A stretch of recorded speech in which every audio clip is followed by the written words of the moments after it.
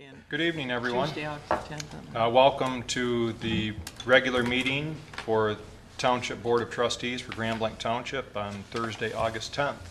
And invite you all to rise as Mr. Massey leads us in the Pledge of Allegiance.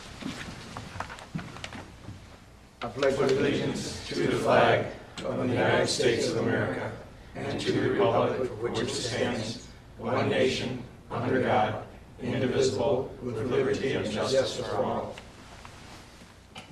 I'd like to welcome everyone, and as we call our meeting to order, would like to have an approval of the consent agenda to start with, if we could. So move. Okay, there's a motion. Support. A second. All those in favor? Aye. Any opposed? And now we'll move on to approval of the regular agenda. Is there a motion? So move. Support. Okay, moved and supported. Any discussion? All in favor? Aye. Aye. Any opposed?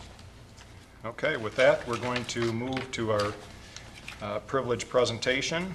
And first item is the board will recognize former commission member Jay Hoffman for his 15 years of service on the Township Planning Commission. And we have a certificate of appreciation that we'd like to present.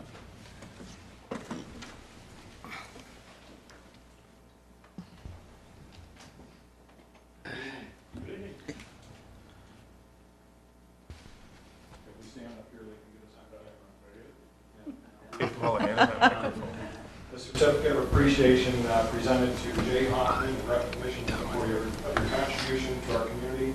On behalf of the residents of the Charter Township of Grand Blanc, I offer our sincere thanks to you for helping make our township a better place. We appreciate all your service over the years. Thank you, Jay, and look forward to seeing you in the community. And I know you're active on the school board and other things. So let me grab the microphone if you'd like to say a few words. Sure.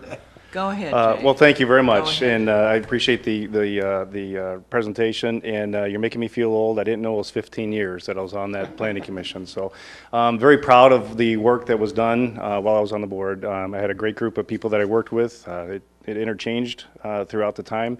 I'll ask two favors, two things that I did not quite think we got right. Was one, Rite Aid at McCandlish and Saginaw. There's a turnout there where it's awfully dangerous. People are constantly going in there illegally and turning out of there illegally. Would love to see that, and I know it's Genesee County Road Commission, but I would love to see that helped. And also the Walmart upper lot of the parking. There's constantly, I'm gonna look down here at the police chief, constantly the overnight parking of the trailers that are there. You can go there every weekend. It's illegal. It's not supposed to be happening. And while I was on the planning commission, it's the thing that I got questioned on month after month. Jay, you said that was illegal. Why are they still parking there? So if those two things could be fixed, that would be a bigger thanks than this here. So I would really appreciate that. And again, I really appreciate working with the township. Yeah, I'm still a member of the community, and would love to see the continued growth that we've been able to see. So congratulations to you for all the work that you guys do. Thank you very much, Jay. Appreciate it. I need to sign it.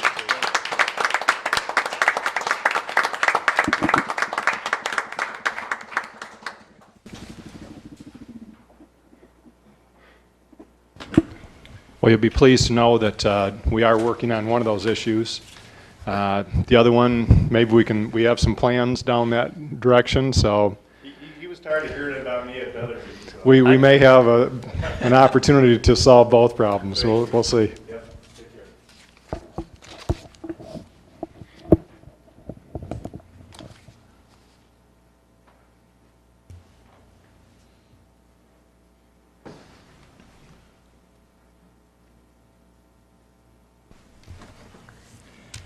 And now, we would like to invite our Genesee District Library Director, David Conklin, to our podium for a presentation on Genesee District Library System. Welcome. Thank you, Mr. Supervisor, ladies and gentlemen of the board. Every year, I'd like to take time to give kind of a status of the library, if you will, to our founding board, which is this board and the Genesee County Commissioners. Earlier Monday, the Genesee County Commissioners received a similar presentation that I'm going to show you today. So, Genesee District Library. Let's see here, I get this to, there we go. A little bit about us. Some of you already know this. I know we've got a board member and a couple of board members here tonight. We are the third largest library system in Michigan by population. We have 19 branches. If we were judged by how many branches we are, we'd be the largest in Michigan, but we are the third largest by population. We partner with our local municipalities. We partner with the city of Grand Blanc and Grand Blanc Township to bring the great McFarland branch. That is one of the jewels of our branches here.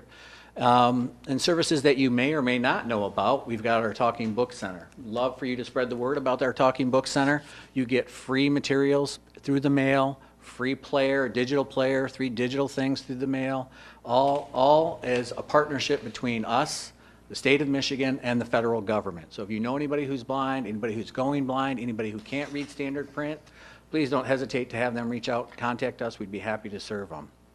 Digital content, that's old news anymore in today's libraries, right? 24/7, we're available. We get up in the middle of the night, you can check out a book from us, so that's something that's pretty neat. So I talked about how we're the third largest. These are our peers in the state of Michigan. Kent District Library, Capillary District Library. Flint Public by geography is also a peer to us. A Class 6 library is any public library in the state of Michigan that serves more than 50,000 people. We've got kind of super Class 6 libraries, which GDL is one of. We serve 332,000 people. And you can see there how we compare to our peers. You can see our millage rate is significantly lower than our peers. It's also lower than the Class 6 average. Our per capita spending is also on the low side. So even though we're on the high side of our population that we serve, number 3, we are much further down the list of the 40 Class 6 libraries when it comes to spending.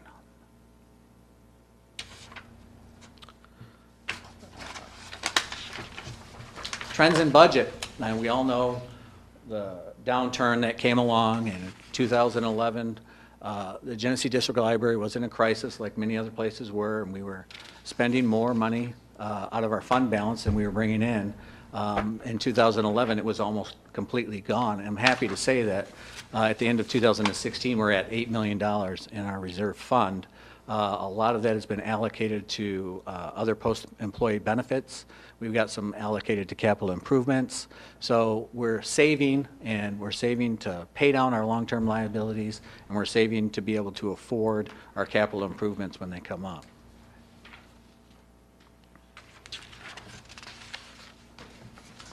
Return on investment. This is something new I brought when I started in 2013.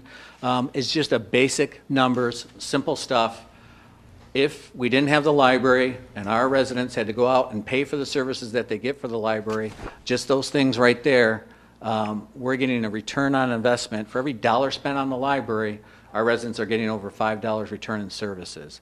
Now, we could really inflate these return on investment numbers, and probably you've seen them 1,000 to 1 or whatever, but we're keeping it simple. We're just saying, hey, this is tangible, this is something easy to count, and that's what we're counting, and that's what we're showing in our return on investment. Now, how much is it worth, our programs? That's different for everybody. How much is it worth for a parent that's been inspired and to help a kid learn how to read? How much is it worth to have a kid out there who's become a lifelong learner and been inspired by one of our programs or our summer reading program? You can't really count that. So that's why I have that picture of Albert Einstein there writing on the chalkboard where it says, not everything that counts can be counted, and not everything that can be counted counts. So we're keeping it simple for our ROI. But the reason I had that picture up there too, and some of you may have been here before for that, and I don't know if you remember, but that's Albert Einstein in front of a chalkboard, and clearly you see him, he has written that quote. But really, Albert Einstein didn't write that quote. I don't know if he ever even said that. But by the miracle of the internet and somebody photoshopping, it looks like, wow, that's some significant words there because Albert Einstein wrote them. But they're not significant because of that, but they're significant because of what I say about the return on investment and how that applies to us. But sociologist William Bruce Cameron that I have cited there, he's actually the guy who said that back in 1963. So I bring that to illustrate a point that libraries are really important because we're a qualitative service. We're going to help you sort through the stuff. You can go to the internet, sure, that's great, and get quick stuff. I liken it to microwaves. You can go to the microwave, get something real quick, but when you want to have a good Christmas dinner or Thanksgiving dinner, you're not cooking it in the microwave. You're going to get quality stuff, and that's what libraries provide. We provide quality information and quality services to our residents. So also about ROI, I'm going to talk about that here in a second, is training. And training our folks, we found, is a good way to get a good return on investment, that we're not spending more money on employees, but we're training them up so they can give better service. And so new for 2017, we created, our administrative team and we came up with GDL University. And it's a new approach to on-the-job training. We developed 7 mini courses.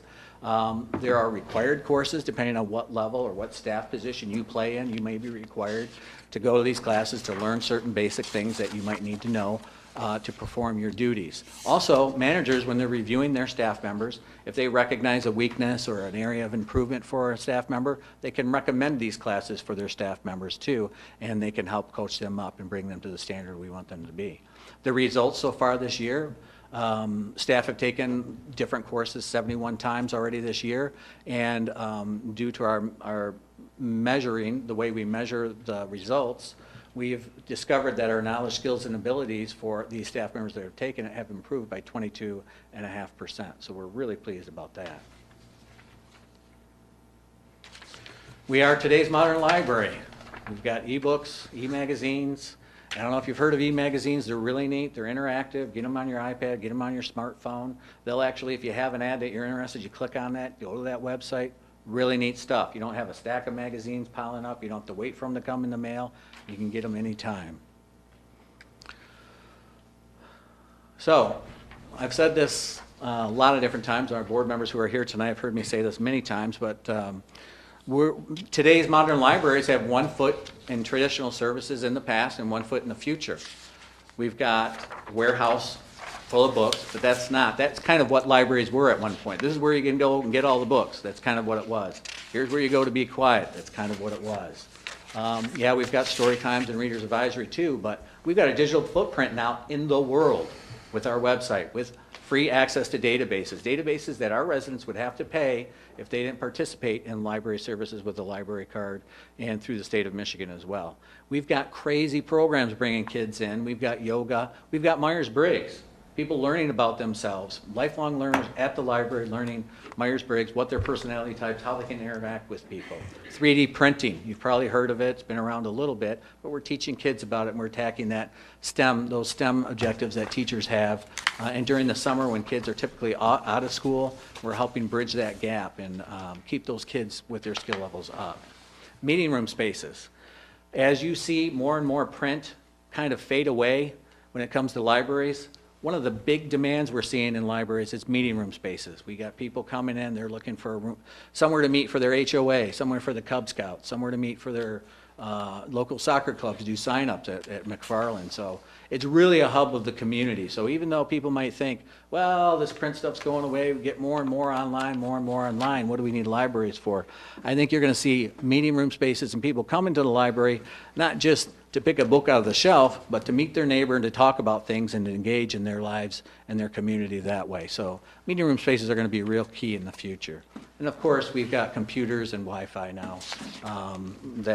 Computers have state-of-the-art Microsoft Office, so people who are out of work in our community can go there, hone their skills, practice on those software programs that'll help them get skills that will get them a job in the future. As well as if we have somebody who's unemployed and you go to some of these businesses and you want to get fill out an application, most of the time they're telling you, well, go to our website and fill this out. Well, if these people are unemployed and they don't have internet access at home, they can't go to that website and fill it out. Some employers, I think Sam's Club here in Grand Blanc have kiosks. They did at one point. Yep. But we get a lot of people coming in just to fill out applications. We help them with our resumes and things like that.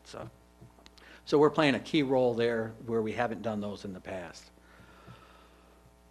Pew Research, I don't know if any of you have heard of that, but they do a lot of online research and they're well funded with different donors like Microsoft and people like that. But they just came out this year with research about libraries, and one of the interesting things that took me was half of millennials have visited a public library or bookmobile in the past year.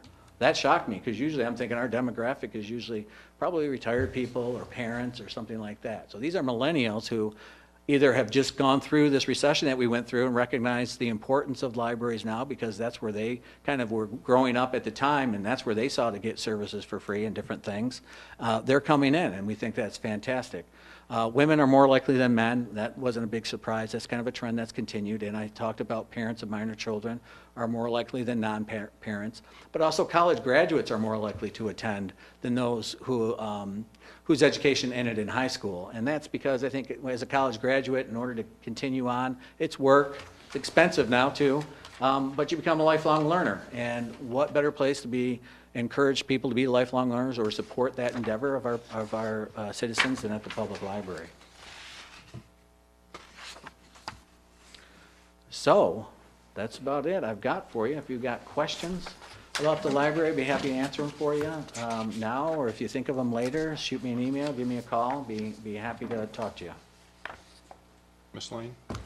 Well, we have our chief of police here, and I can proudly say that Chief Wiles came to me and said, we'd like to get involved with the library and have a Cookies with Cops, and so I immediately emailed David, and McFarland Library will have its first Cookies with Cops.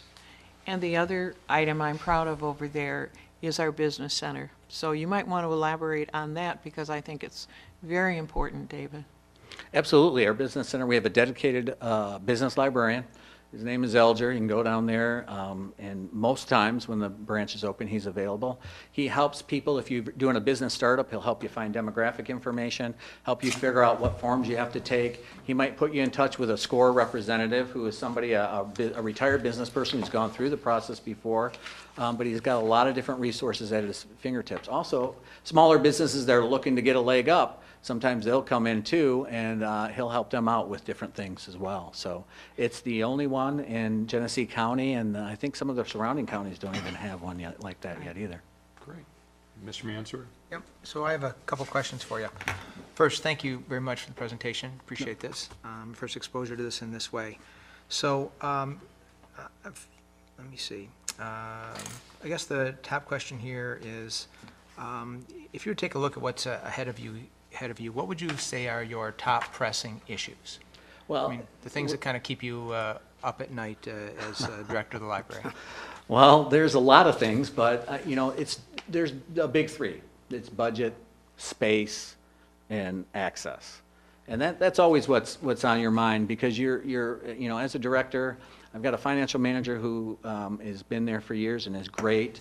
We're looking at meeting our long-term liability. So budget right now, we've just gone through that recession. We want to make sure that we have appropriate reserves. So if that happens again, we can bridge the gap and keep the library open until, you know, the economy turns back around. But also we're looking at long-term liability, and all municipalities in Michigan are now because they changed the GASB rules. And we all know that our liability sheets look a lot different than they did a few years ago. So our goal is to get that balance to zero. That's where we want to be. It's going to take time. It took us time to get to the position that we're in, just like everybody else, but we've got a plan, we're moving forward, and that's what we do. So it's, you know, it's the same thing from the 70s. It's budget, space, and access. Let me follow up with maybe one or two more. But so, okay, budget, space, access. But as you look ahead for the library, I guess from a strategic standpoint, I mean, where do you see, you know, some of your biggest opportunities? It's partnering, and like I said, reaching out to the community. We partner, and actually we've got a business, a library card sign-up month in September. We've got 60 businesses. It's our 4th year, I think, for it. That's grown, and what we do with that program is the local businesses, we say, you know what, if our folks come in with a library card, will you give them a perk or some type of discount, and then we'll put you on our website, we'll feature you in our 19 branches, on our Facebook pages, and that's just a collaboration together. There's no exchange of money or anything like that. That's exposure for them in our branches, and that's exposure for us in their businesses. So it's getting the word out is kind of the challenge, breaking down that barrier of the people who have money, the people who have resources, have the internet at home, are busy working, a lot of times they don't see the value in the library. So that can be a challenge, is getting the word out to them. With the digital access, though, people can get that when they're at home. They don't have to drop by. They can get their digital resources at home. So we're seeing affluent people come to the library, get their cards, so they can use their cool devices in ways that they hadn't before. But I think what you're trying to get at, and correct me if I'm wrong, is do I see libraries playing a valuable role in the future? And do I see maybe the end of the line coming for libraries? And I don't. And yes, I'm biased. I've been in libraries for a long time. But they're just going to change. I mean, libraries 30 years ago, they didn't have computers in them. We weren't doing programs like they were now. Libraries are going to change, and they'll continue to change. Maybe someday, maybe 20 years from now, there'll be less branches with books in them. There'll be more community centers with helpers to help people fill out applications, help people get in touch with the state of Michigan and the services that they have, the human services that they've got. Because you can't do that anymore with, sometimes governmental services rely on people accessing them over the internet. And if they don't have the internet in their homes, and a significant number of people still don't, the library plays a key role in that. Thank you. Is that? Okay. How does, maybe you can talk to us a little bit about how McFarland Library compares, you know, when you look at number of visits and I don't know what other comparables you look at amongst your system, how the Grand Blanc branch fares. Compares to other branches, or we're talking Right. about? Other branches in your system. Okay. I mean, Well, in terms of McFarland visits. is nestled in one of the most populated areas of the state. So, and it's one of the bigger branches. It has those meeting room spaces I was talking about. We've got the community room, we've got conference room, and we've got a couple quiet study rooms. We just added an outdoor space there, which we're going to feature fairly soon. And it's by far the most visited space. It's got the most square footage for having materials, so those materials are go out and are shared at other branches as well. So I don't have exactly the comparables in front of me, but I handed out the 2016 annual report, and at the back of that annual report, you'll probably see a breakdown of those. All right. If you don't see a breakdown the way you want, send me an email, and I'll break them down how you'd like them, you'd like to see them. And the new space is working out well there that was added on, the new addition? Yeah, it's been fantastic. We have the early literacy center there now, and then we have storage space there that we haven't had in a long time. Several years ago, you'd go into that branch and you'd see stacks of books down the aisles, and you couldn't get down the aisles because the friends had donated, put their books in all these different places. Now we've got this very big storage unit, and they can have book sales, and they raise a significant amount of money through those book sales, through the donations that come in. As a matter of fact, some of the nicer equipment that's in that branch, like the circulation desk and the new sign that probably everybody has seen, has been funded by those donations. Ms. Lane? David, another program that I think is something that you started is how you work with the city school in Grand Blanc and the special, well, it's a collaborative effort between Mrs. Weiss and the library. So you might want to explain that as another service, since most people don't have young children. Oh, absolutely. Schools are a big thing, and with the addition of our children's librarian last year, we've seen a dramatic increase in the partnerships that we've seen. Now, Vicki Weiss, she's something special because she's been reaching out to the library for years, and she developed a relationship with our branch librarian there. And some of those relationships happen just by the proximity, which I think has happened there with Vicki Weiss. But she came in, and we partnered with her to bring a NASA display there. And the kids are walking distance. They come in and they get tours, and they have different programs. So we're happy to partner with anybody we can, as long as we have the staff resources to do that. Sometimes it's just bringing them in, giving them a tour. This is how you get a card. They get a card, then they keep coming back. Any other questions or information? Okay. Do you want to announce who else is here from the GDL board? Mrs. Sure. Massey and Yeah. wife.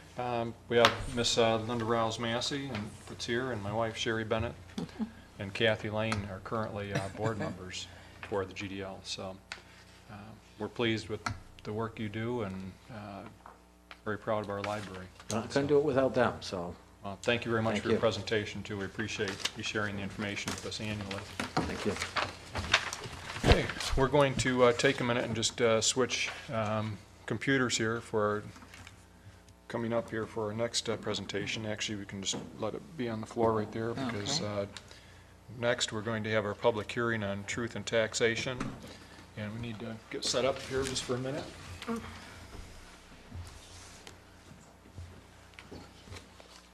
Here's the rest of the agenda. Yeah, it's not there. Yeah. I got an old copy I can Me share too. with you. Is this one? I see. I don't think it wasn't in the one they provided. That's gonna make it work, Yep, I think. Connect. it will.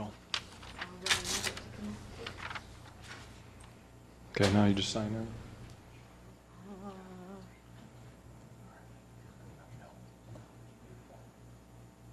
let's see if it.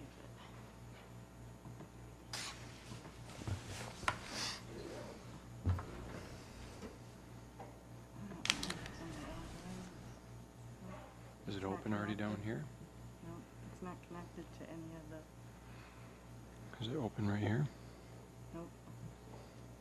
My presentation's in here, Okay, so. but you're not connected? Are you usually connected, or? I can take it back in the room and copy it out here so that I can put Okay. it up there. if Yeah, you wanna why don't you do that? On to the next thing. Yep.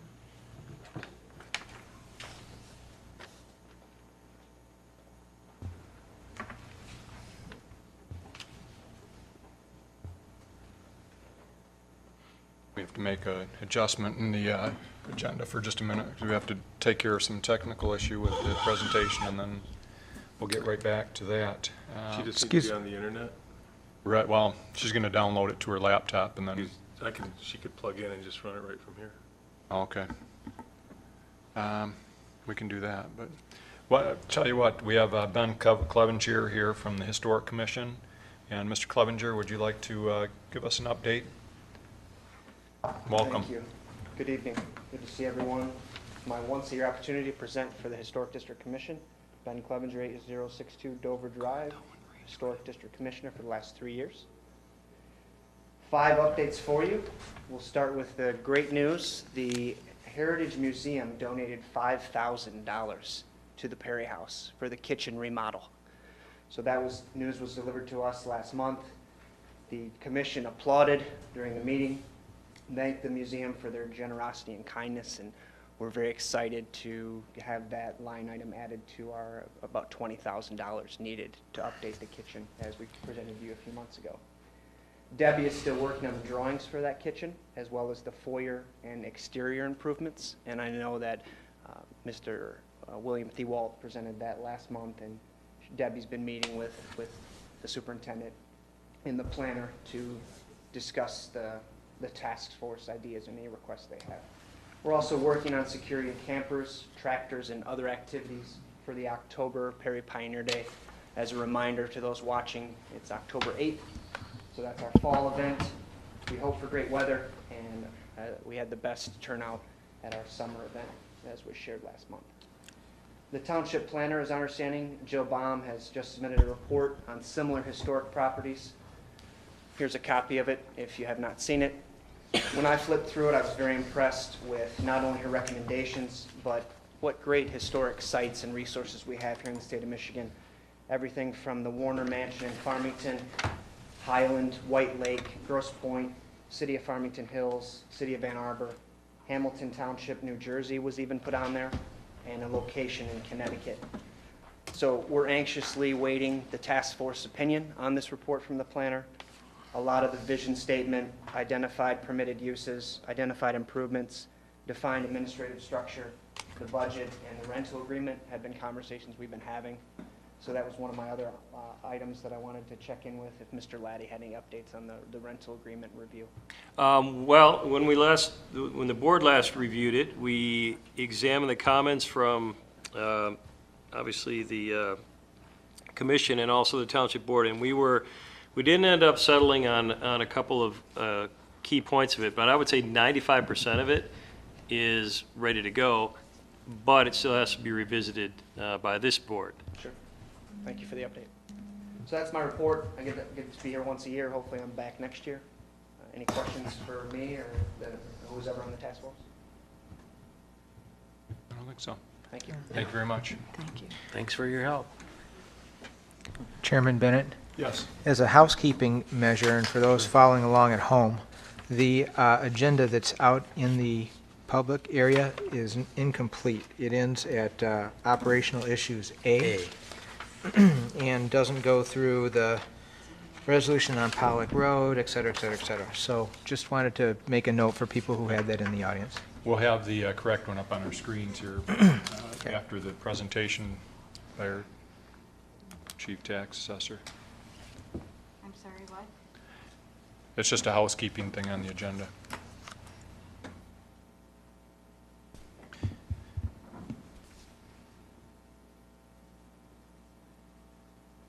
Mr. Chairman, you're going to Yes. have comments during the public hearing, but do you want to jump down to citizen comments, like general citizen comments not related to the Sure. public hearing? Yeah, let's go ahead with public comment, not associated with the public hearing, but are there any public comment for the board tonight? All right. Okay, we took care of that. We could probably approve the minutes at this time as well. Yep. I make a motion to approve the July 11th and July 13th minutes, committee of the whole and regular meeting respectively. Motion supported. Any discussion? All those in favor? Aye. Any opposed? The consent agenda items we've already approved. And how are we coming?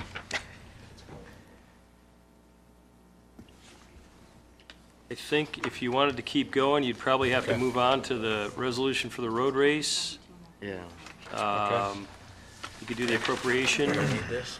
It's right here. Yes, thank you. Okay, under operational issues, we have consideration of a resolution to approve a road closure on Pollock Road for the Genesis Boo Dash 5K race on October 21st, 2017. So moved, Mr. Chairman. Okay, Support. there's been a motion, support. Any discussion? All those in favor, say aye. Aye. Any opposed?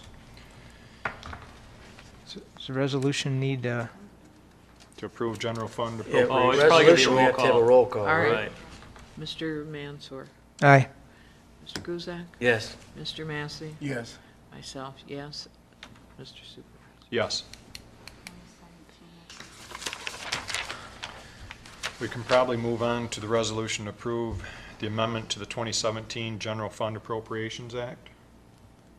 Can you move, I'm not sure if that's connected at all to our truth and taxation, but would you mind moving on if you want to keep moving? You want to go to item D, or are you guys ready?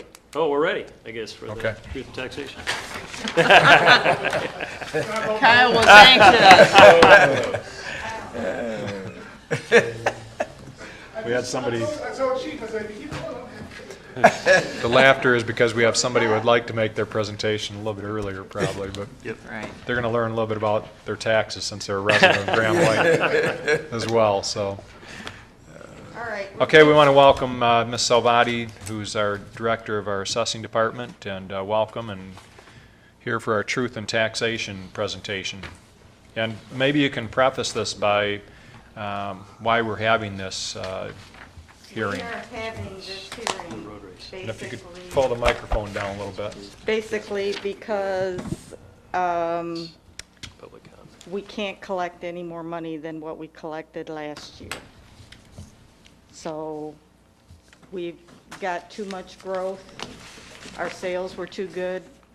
We had a bigger increase in values than what we were allowed to have.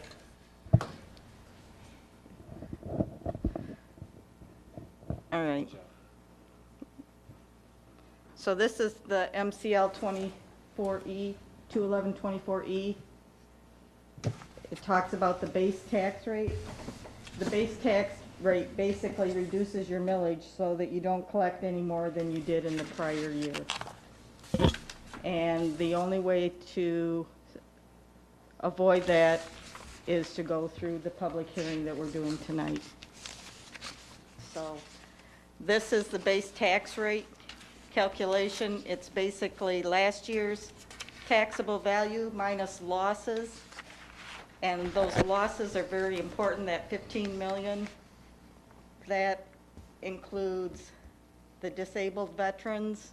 That includes the manufacturing personal property. That's a big chunk of change. We've not had amounts that large before. Can you explain the veterans exception? I'm not sure everybody's aware of The that. veterans exemption is something new that the state passed a few years ago. And if people qualify, they're exempt from the millage portion of the taxes. Last year, we had $3.5 million worth of value go off our roll because people qualified through the VA for the exemption. We're closer to 4 million now. We've got a couple more that are going to the December Board of Review, so it's just something that just keeps increasing. Our manufacturing personal property, that probably is increasing too because we're constantly losing a year's worth of value. So when we do this calculation, you divide it by the 2017 value minus the additions or new construction. And unfortunately, we were close, but we were lower than 1. So it's 0.9896. So if you go to the next slide, we take our 2016 millages and we have to apply that 0.9896 and reduce our millages to 4.5, et cetera, all the way down. These are our millages if we don't hold truth and taxation. This is what we'd be living with if we just did nothing. By law, this is what we have to do. So this is our starting point. So when you see in the paper that there's an increase in the tax rate, it's an increase from this amount. It has nothing to do with last year's tax rate. It's an increase of this value. So if you go to the next slide, this is the millage reduction fraction. This allows us to capture back our inflation rate multiplier or the cost of living adjustment. So the Headley rollback, it allows us to capture that 1.009. So that allows us to use a lesser multiplier. So if you go to the next screen, the 9986 has been applied to last year's millage. This is what you're here for. This is the value that by law we're allowed to spread. So. And just Grisette? a quick question. With this rate that's up there, that 6.3877, that is lower than last year's rate, right? Yes.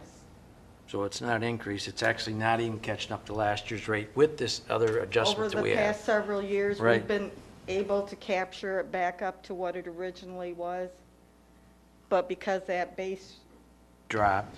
tax rate dropped below 1, we have to take a reduction. And the only way to get that back would be with a vote of the people. So these are the millages. If you go to the next slide, these are the millages we're proposing for 2017. So it's reduction in the millage. It is a reduction in the Right. millage. From our current one. Although the paperwork stated that it was an increase, it's an increase over the base that we started with. Right. Which is a last new year's- base. Tax rate will never come back without a vote of the people. So somebody with a home that the value hasn't changed from last year to this year, they haven't made any improvements, so the value is the same, and it hasn't increased due to anything, they will, in essence, have less of a tax than last year. if, For our portion. Yes. right, if it Right. were to Ours stay only. exactly Right. the same, our portion would be the Right, same. which is a small portion. Right. Right. So the difference between us not being here, we would lose $6.66 per $100,000 worth of value. If we don't take action tonight. Right. Or if you vote no.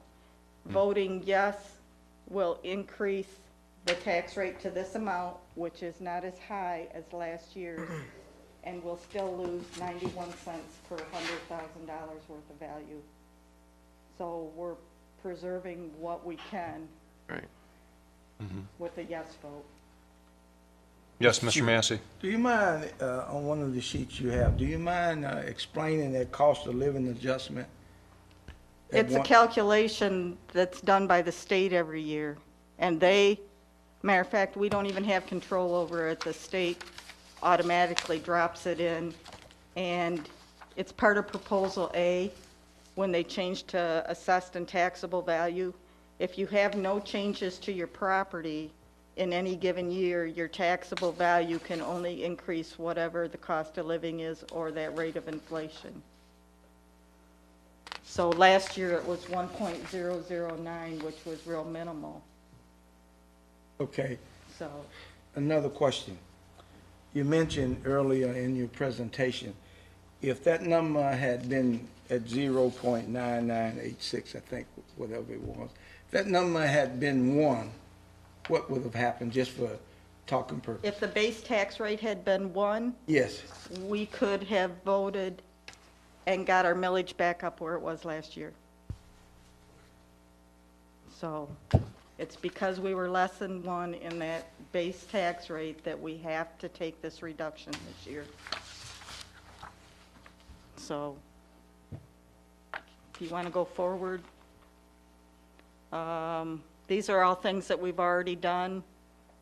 We did the resolution. We did all the paper stuff. Go forward, go forward, go forward. If you're going to take actions on these, somebody needs to read these out loud before the vote. And there is .7 mills that are dedicated to the police bond next door. $100,000 will add $5.75. That's above that base tax rate. That's where 666 minus 91 is $5.75. So that's where that comes from. We're preserving $5.75 per $100,000. These are the tax levies from the last couple of years. There's without the increase, with the increase, you're going to see that the millage, we're still collecting more money, and that's because we had new construction. They can't take that away from us. So we still get more money, but it's only because we had new construction. And that's that.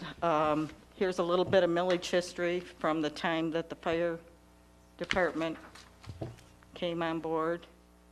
You can see the 2016, and at the top, the 2017. In every category, it's dropping slightly. So it is a reduction in millage overall. Ms. Salvati, I know we talked earlier this week, you and I and Mr. Guzak, our treasurer, about when was the last millage increase that we voted, this board. And I had somebody erroneously state that our board is constantly raising taxes and for frivolous items, and we had a tough time going back far enough to see where we would have raised any taxes. As you can see there, really the only raise is in the mosquito millage, and that's basically a calculation, what do we need to pay our bill? Right. And that's authorized for 2.2377, so we're nowhere near what we could be levying. Right. So we just levy enough to pay the bill. So it was raised in 2016 back up to what we could do by law. but we're not adding anything that we can't do by law. Right. So, Mr. Chair. Yes, Mr. Massey. My understanding of this, we really don't have a say in it. The formulas came from the state, is that correct? Basically. the formula came from the state. The county was the one that gave us the calculations, and out of 28 units in the county, 15 of them are taking reductions this year. So we're not alone. Are you sure the county calculated it correctly? Because in the past, Yes, the county because has made a lot of mistakes. they gave us the numbers, and I went through and did the calculations, and mine came out exactly the way the counties did. Thank you. So I would be the first one on the phone going, I got a problem if it didn't, so. I think, one of the misnomers we have is that, people think that when they see an increase in their tax bill, that it's coming from the township. And actually, I recall seeing the pie chart that our auditors did showing, where the various taxes that we collect go. And just a small sliver of that pie actually ends up staying here at the township. The rest of it, majority of it, goes elsewhere. And those are probably increasing, but ours is not. Well, the schools don't need to take a reduction. Their debt millage, they can levy what they need to levy to pay their bill. And they've had some increases during the downturn. We've seen it start to fall off again, but during the downturn, their millage was actually going up on their debt service.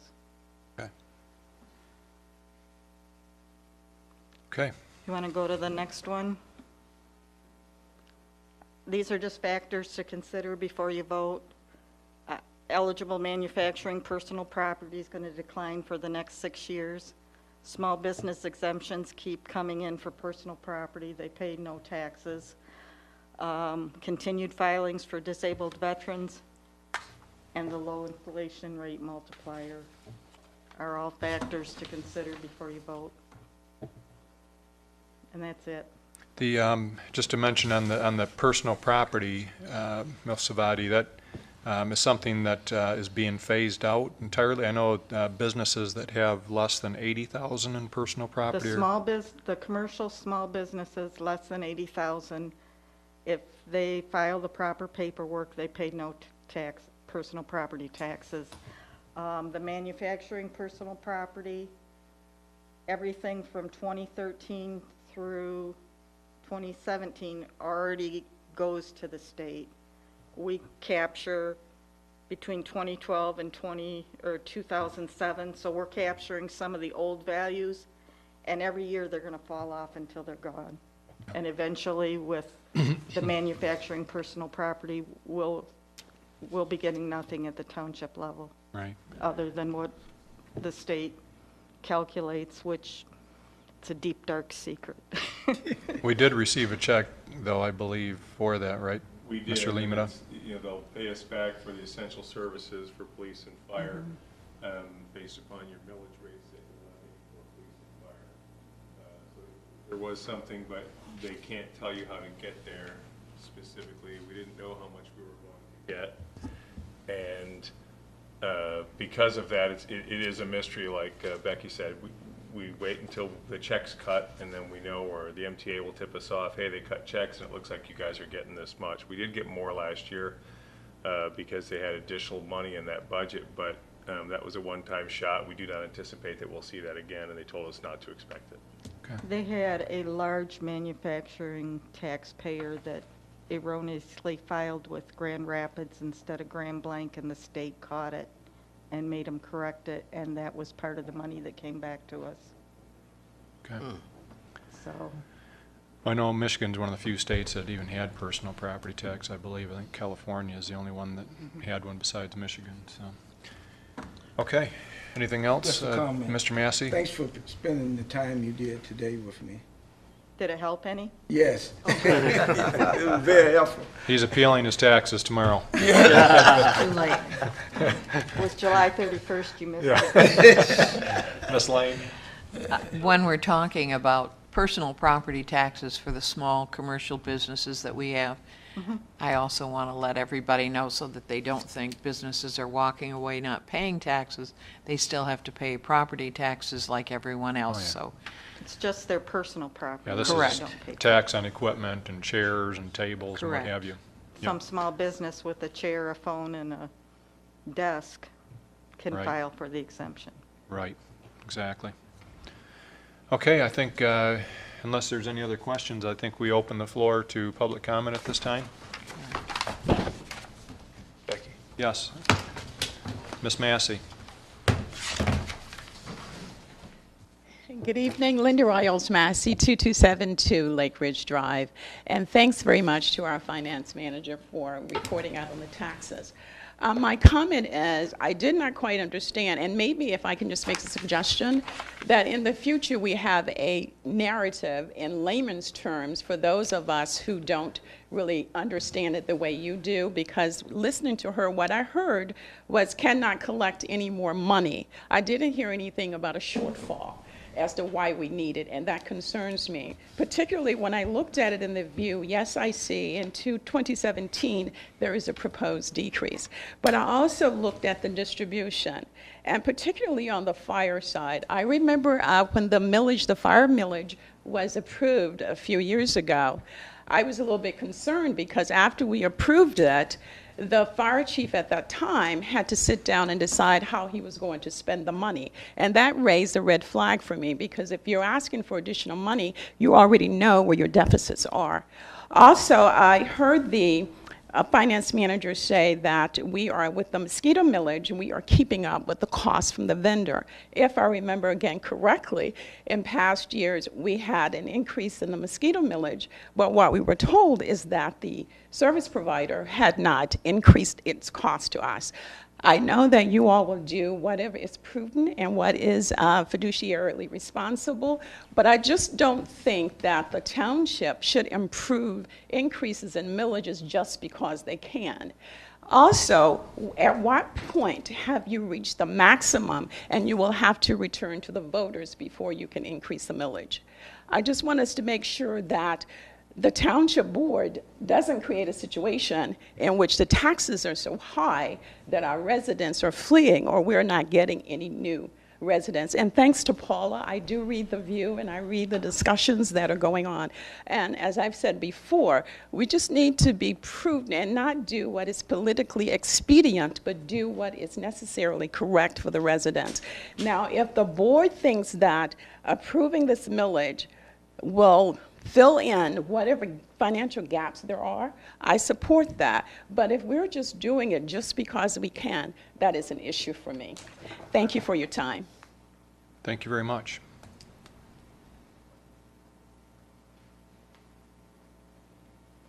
We'll take your comments seriously. Thank you. Any other public comment with regard to the truth in taxation? Okay, I think we'll close public comment and bring it back to our board. And if we're ready for a motion, we need someone that will state Not until they get down. the millages as they're outlined in the presentation. Mr. Chairman, we did, Yes. I know we jumped around on the agenda. We did jump over future positioning, but if you Okay. want to go ahead with this, since we've already set a precedent Let's for have- hopping around, Let's, maybe. yeah, let's go ahead and finish this up Let's finish this up. while we're still on it. Yes, Ms. Lane. Mr. Chairman, I would move that the board adopt the resolution to authorize an increased levy of 6.3887 mils on property located within the township for tax year 2017, comprised of 4.5586 mils for township operating millage, which includes 0.7 mils dedicated to the police building bonds, 0.9115 mils for extra voted police department operating millage, 0.1697 mils for extra voted mosquito control, 0.4993 mils for extra voted fire department operating millage, 0.2496 mils for extra voted parks and recreation capital improvements. Okay, there's a motion. Is there a I'll second? second. It's been seconded. Any discussion? Yes, Ms. Lane? Mr. Chairman, in response to comments from the public, when you look at the mosquito millage, which was voted on by the people, we have never assessed the full millage because the vendor has maintained a lower cost, even knowing that the millage rate that the citizens approved was considerably higher. The other millage rates, the police department was voted on by the people to be 1 mil. This has been reduced because of Headley and some of the other things that Director Salvetti supposed. The same thing happened with the fire department. The people approved 0.5. The rollbacks from the state are reducing that, and again, the same thing happened with Parks and Rec. It was 0.25. So although the heading on what has to go in the Grand Blanc view dictated the size of the font and everything else as an increase, these are all lower than what they were. It's a mix-up of words from the state. So we're actually decreasing in each of those aroareas. So if Absolutely. the budgets have to reflect that decrease or make up the difference somewhere else because the taxes are rolled down with this. Absolutely. Thanks for that explanation, Ms. Lane. Any other discussion, Mr. Mansur? Yes, Chairman Bennett, I'd have to say that I fully appreciate the comment from the public about wanting to make sure that the money that we're collecting has a specific dedicated purpose and is not backing up against some amount that we can. And as we've been able to demonstrate, and we budgeted increases to the fund our OPEB. I mean, that's one of the areas that we certainly certainly will be using in the funds that are not needed for operations. Mr. Limita, how much money did we put towards OPEB last year, just for the record? $800,000, and plus the pay-as-you-go, but as addressed in our unfunded liability was $800,000, and later today you'll look at the budget amendments that we're proposing. We're talking about moving another $1 million over from our fund balance to direct it towards our unfunded liability. There's no shortage of where that money could go. In response to your comment, we have a $31 million unfunded liability for retiree health care. We have a $8.8 million unfunded liability for police pensions. Both of those come out of the general fund. So there is absolutely no shortage of where the money would go that we collect.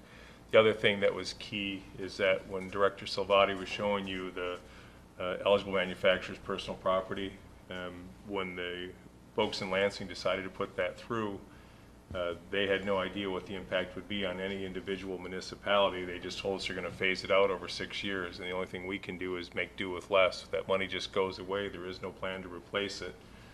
Their theory was that we had 6 years to figure out a way to replace it. The only way you can replace it is either to raise taxes or to grow your taxable base by adding more commercial and residential value. So 6 years for the amount we're going to lose. Same thing with the disabled veterans. While that's a very worthwhile cause to look at those who serve their country to give them a break on their residential taxes, they had no idea what the impact would be. And what you saw coming out of Lansing after they passed that was, wow, we had no idea that the impact would be this large. And it's one of those things where they didn't fully vet it before they passed it, and unfortunately it lands with us. And again, a very worthwhile cause to help lower the tax burden for those who served, but it'd have been better if we had known what the outcome was going to be before they actually put that legislation through. So those are just a couple of the things, and then we have our ongoing Michigan tax tribunals from the big boxes and everyone else who is challenging our taxable value and that we have lost up to this point. So we've had to make do with less, and we're still at 83% of where we were in 2007 when it comes to taxable value for this municipality. One more time on that percentage? 83% of where we were from a taxable value standpoint in 2007 to where we are today in 2017, which means we've absolutely had to make those adjustments down. We still have police, fire, we still do general operations. A lot of what we do is tax collection. People pay their bill and they're saying, oh, I have to pay 42 mils on my tax bill, and that's brutal. But just remember what you saw, the numbers posted here is the amount that we keep for operations of everything we do here in the township. The rest gets passed on to other taxing entities. Ms. Lane? One other simple explanation that I would also like to explain to everybody is townships are limited to 5 mills under state law. Cities, when they write their charter, generally include that their city councils can raise up to 20 mills without a vote of the people. Grand Blanc Township has reached their maximum, and that's why you see here extra voted millage. So when we wanted to add services, the only way we could add it was to convince the taxpayers that they were going to get beneficial services for every cent they paid. So there is no way anything can be added for the last several years without it going before the people.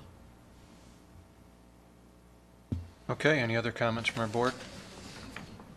There's been a motion and there's been a second, and this is a resolution, so Yes, we'll sir, need so I'll I guess call we'll it. call for the vote then.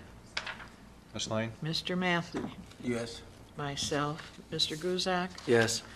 Mr. Mansour. Yes. Mr. Bennett. Yes. Thank you. It passed. Any opposed? Okay. Let's get back to our agenda then, and we'll go back to our future positioning, which is with regard to our fire department task force update. And Mr. Lematad? This evening, we have both Chief Bob Burdette and the Treasurer Carl Heiser here from our Fire Department and Fire Commission. You also have in front of you some sheets that were delivered today, and you also have it electronically, but we knew it was late when they came out, so we gave you hard copies. You'll see in there that the projections that are before you include one at 1.325 millage and one at a 1.30 mills for funding fire department operations for the next 10 years. And I will allow, turn it over to Chief Burdette and Mr. Heiser for further explanation. All right, thank you. Come before you this evening to make the presentation for a millage increase for the fire department, which is badly needed. As stated earlier, we understand that the taxation is not an easy topic to discuss, but however, the fire department needs this badly in order for us to continue funding our future purchases for apparatus and equipment that the firefighters need to perform their tasks safely. I'm not going to go through this in great detail. Basically, what this is just the projections. We are saying that a 0.325 increase for our millage would give us, at the end of 10 years, for the next 10-year operating period, $1.45 million in our account. But that is to also help fund future purchases past this next 10 years cycle. That's for the equipment operating only. This is not for future positions, staffing. We're holding the staffing as it is today with the 5 full-time firefighters. We did have in this to add on an administrative assistant part-time for myself. Of course, it's badly needed. It allowed me to do more work with grant writing than handling day-to-day operations of payroll and minor administrative. Let's see if we can go through anything else. Those are pretty much the key points out of this. This is all based on either a 1% or a 2% increase. We have a 1% increase in the revenue, 2% increase in costs, other than for healthcare, which is an 8% increase that we put in here for staffing. So giving that, like I said, at the end of the 10 years, we'd have a little over $1.4 million in our budget. This is also creating 2 different entities or separate funds, one being a fund reserve or fund balance, which would be capped at $247,000, the 15% of the total expenses. And then also creating a capital equipment fund, which is restricted funds just for purchasing new equipment. All right. So are there any questions on this at this time? Ms. Lane and then Mr. Massey. Being the mother of a firefighter, and you're saying you're going to keep the 5 full-time firefighters, one being yourself, how do you anticipate the township or the city funding additional firefighters when they are needed? Because with my hope for a reasonable growth, not a big increase, but reasonable, again, being a firefighter's mother, I think there might be occasion during this next 10 years, because we started with only 2 full-time people 10 years ago. What if we need additional staffing? Will you have to come back to the township board and the city and ask again for more money to keep your budget within reason and be able to fund the equipment that you need? Well, I'm going to ask Mr. Heiser to step in for a moment, but at starting that off, it would be hiring more part-time staff at the time. Yeah. And also, excuse me, with this 5-year projection in terms of expenditures for staffing, we do have a 2% increase. And so over a period of time, you'll see the funding becomes available. And secondly, we do give you an annual budget every year. This is not, well, here it is for 10 years, see you later. We review where we are, what the revenues were, and then just like in your truth in lending, you're getting information that we have to disseminate and look into, bring into focus the following year. Right now, we're wrapping up the year 17. We're projecting 18. We feel comfortable with that. And then in 2019, we have what I consider some very reasonable expense increases in the budget, but these are to be amended and presented every year. So in the long run, I think our assumptions in the revenue that has been the taxable base increase with the additional millage and then our built-in acceleration or expenditures, I think this is a reasonable 10-year plan to be modified and looked at every year in terms of what our needs are. To follow up on Ms. Lane's comment, if I may, the thing that I hate is the idea of having to come back to the taxpayers and ask for another increase or what have you. I want to make sure that we're covering all our bases for the next 10 years. 2% per year, I guess, just to talk about that for a minute. I'm not sure, where we're at in terms of, looking at increases in pay for our current firefighters, but 2%, it's going to take us a while to get to a level of being able to hire a couple of people, I think, off the 2% increase per year. But I just wonder, Chief, if there's any kind of numbers in terms of as our population grows, because we're projecting the township to continue to grow in our development, with commercial buildings, what have you. Is there a certain factor that comes into play as to when you do have to hire new staff? Because we want to make sure we're not, I know we can supplement with part-time, but obviously we felt the need to have full-time or else we'd be completely part-time, right? Right. So is there a point when you have to shift to having a full-time firefighter as opposed to using part-time? Not to my knowledge. I believe it's all based on a service level.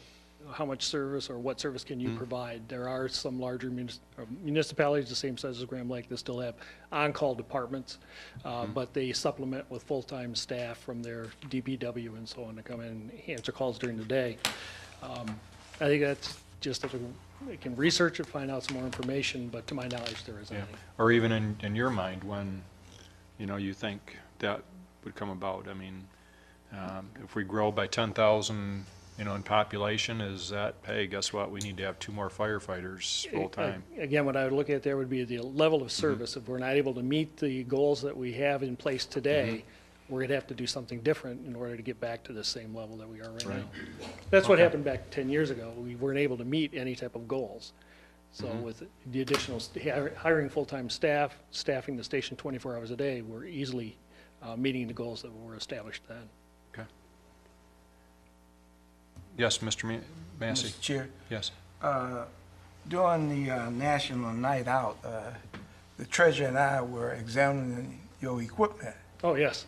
and it came to mind that if we, at the rate that the township may grow, which we anticipate, some of your equipment may not compensate a 5-story building if we grow in that direction. Can you explain that a little? Well, equipment technology today allows it to go up to about 5 to 6 stories, and that's the maximum that they have. As time goes by, obviously, the new technology will allow the ladders to go a little bit higher or so on. But every firefighter is taught how to fight a high-rise fire from the inside. You don't see fires in high-rises in New York where they're 20 stories up and you've got a ladder that goes all the way up there.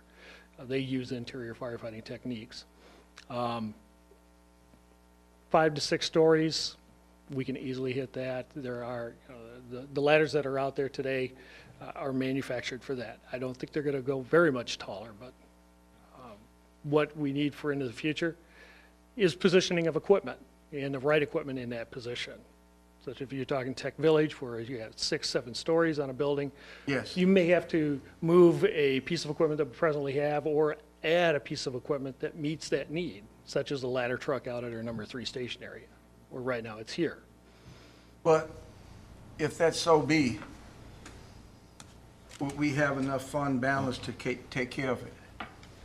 I believe we would, with the .325 increase. I think we would have enough money to make purchases. We may have to do some financing, be creative with some financing, but I think we'd be able to purchase additional equipment to meet that need.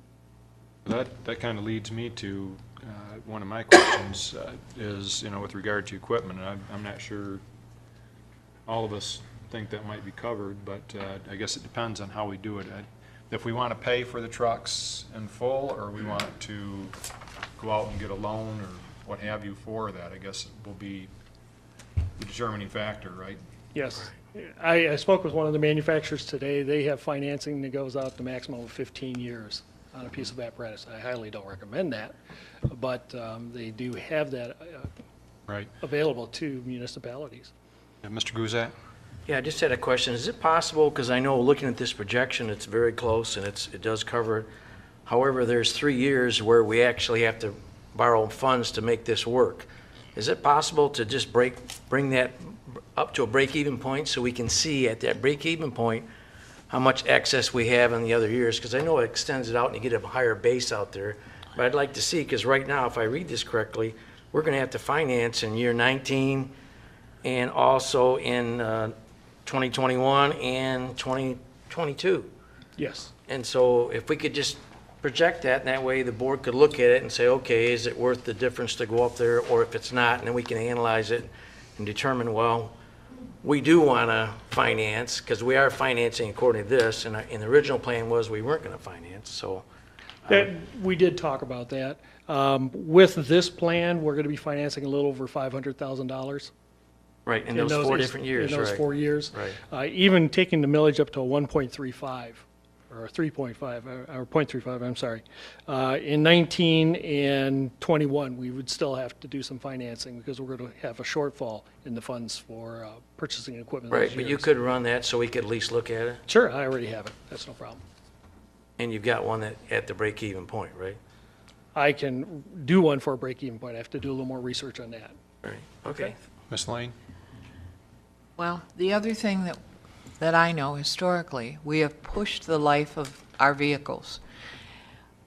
And those vehicles, because of the maintenance of the fire department, look absolutely fantastic. Thank you. Talking to my son, who's a full-time firefighter in Austin, Texas, and based on the national standards, your first line of defense is supposed to be a truck that is 10 years or younger. True. Then it goes into a backup role for years 10 through 15. everything that we have been shown is holding our vehicles to 20 years. Now, they look good and people think that's safe. I am very concerned pushing equipment when the national standards are different than we're making them live twice their life. So that's my personal concern for the safety of the firefighters. And I appreciate that historically we have had hundreds of young men and women dedicate themselves to being on-call volunteers. But as we grow and as people want to have good training, and all of ours are trained like regular full-time firefighters, they love their work. They're a special group of people, just like police officers. There comes a time when, for the benefit of their family, they can't keep doing this part-time when they need a full-time job to take care of their family. So those are my major concerns when we're going out for a millage, that is to protect our people, but we also have to protect our firefighters. And so sometimes that extra dollar is not as hard as if something happens to one of our men and women of service. Well, I appreciate the comments.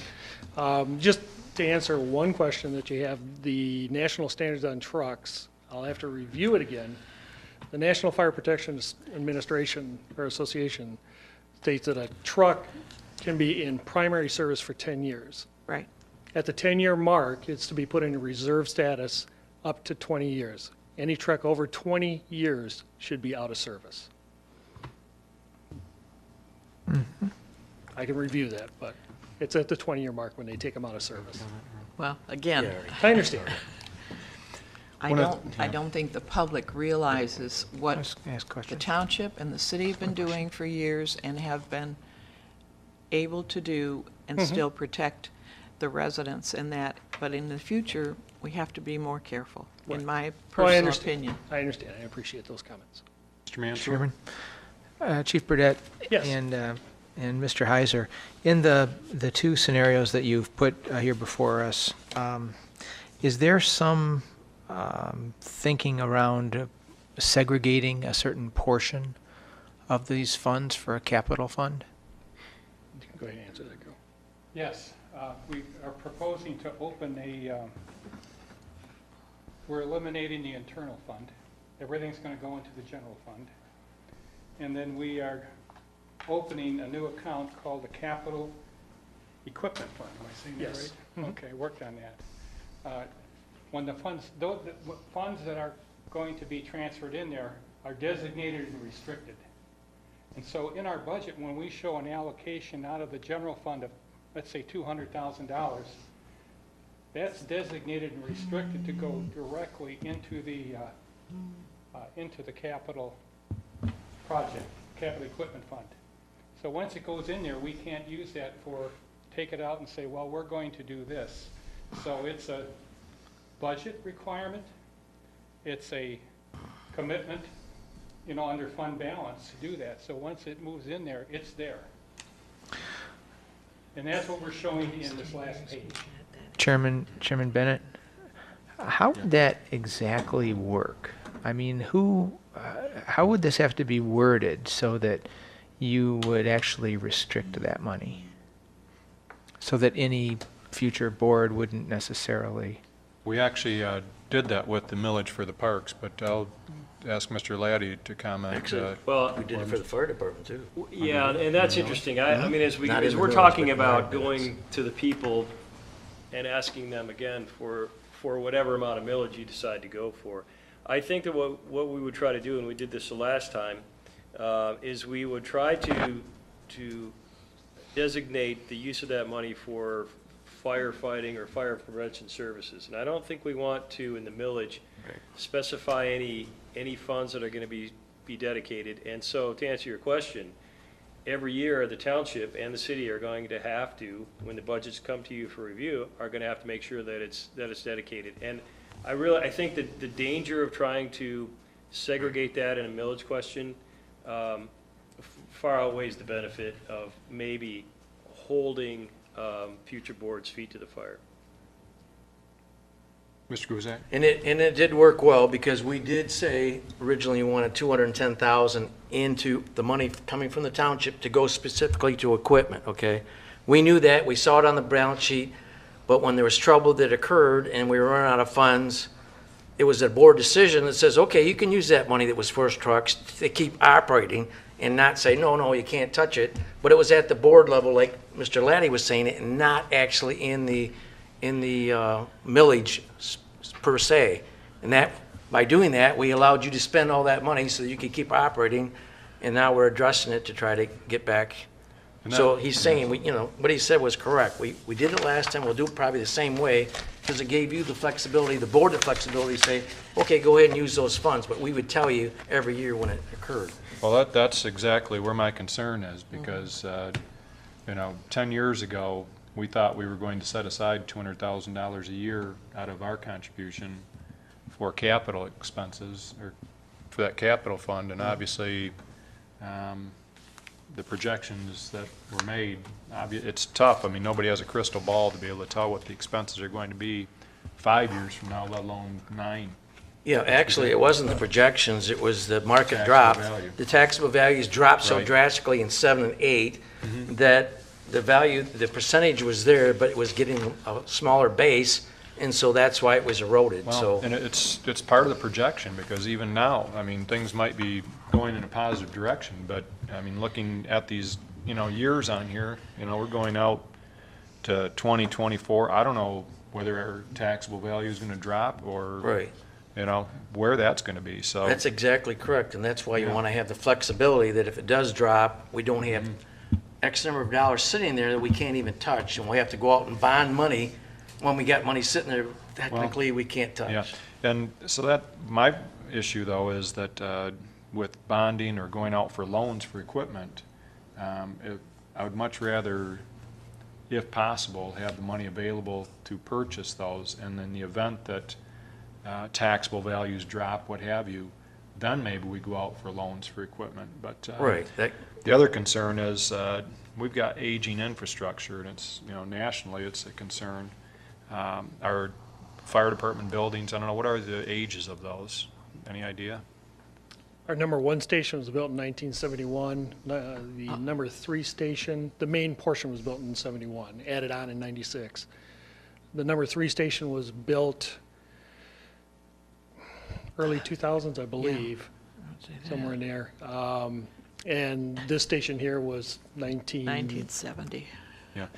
So, I'm not proposing building anything new, but obviously as buildings age, there comes a point where, guess what, they've surpassed their useful life. I know we've, Also the needs that for the community. Right, If it needs so- a bigger apparatus and it can't fit in there, it's yeah. a So problem. I don't want to cut ourselves short and cut things so close to the bone that we are having to go out for a loan for everything. So that's what I'm going to be looking at, and I think other board members share that concern. Ms. Lane? I concur with you, because even though you can go out for bonding and you can go out for loans, you're paying all the interest, where I would prefer to have it in the bank, restricted. We've done that with the Genesee District Library. We've done it in other places, and it's easy to restrict those funds, but it has to take a board resolution to say you can't touch it. And I would prefer to have it restricted in such a manner that you cannot touch it, even if you want to touch it, and have a reasonable budget for general operations, because borrowing is going to Kick make the it. can down the road. Right, but that's what we had. We did restrict it, but we had the flexibility to do it. And that's the reason I'm asking for a break-even millage, because we are Right. bonding right here off the bat, so I Yes, just wanted and to see I the don't want to do difference. that. Well, we I- might have to, but we need to look at it and see if it's the right thing to do. If I could just make a comment here. The reason we're borrowing money right at the millage approval is that we were running out of money in 16 and 17, even though we had $437,000 for us to place an order for the equipment. It should have that order should have went in right now with $400,000. Then we'd have to pay the balance in 2019. We don't know what funds we're going to have So in other words, the credit card for Christmas came in January. It was a good, Christmas, but that's a carryover from the shortfall for the last 10 years. It has surfaced, the evil number has finally come forward. And it was going to happen. If anyone didn't think it was going to happen, I'm explaining what happened. So.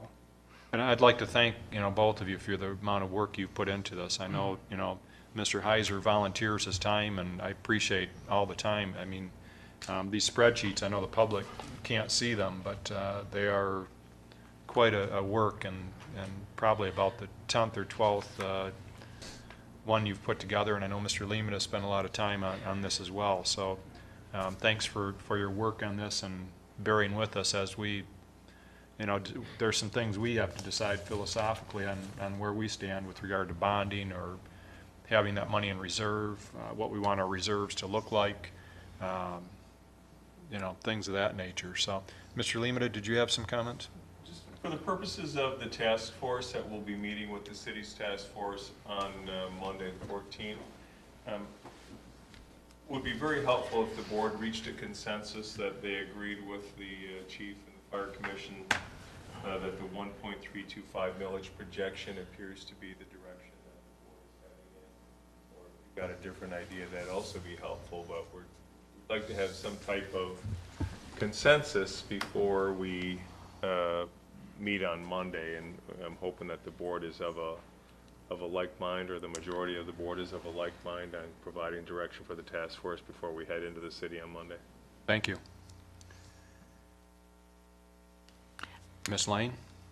I am still going to personally, for my vote, want to go with the 1.5. And I know that with the leadership we have now, that we'll be able to better fund and control the funding on the best side of the residents for the long term. Just to clarify, Ms. Lane, are you, just to break out that 1.5, just for clarity's sake, are you talking a millage of 1.5 or a millage of 1 mil and 0.5 contribution, or? I am willing to go either way, but I think the funding, whether it's we go for 1 mil and then a half a mil from our general fund, is the minimum that I feel is safe for our residents and safer for our firefighters and the equipment they need. Okay. Any other comment? Mr. Mansur? Sure. Chairman Bennett, I guess I'd like to also recognize the work that's been done on this.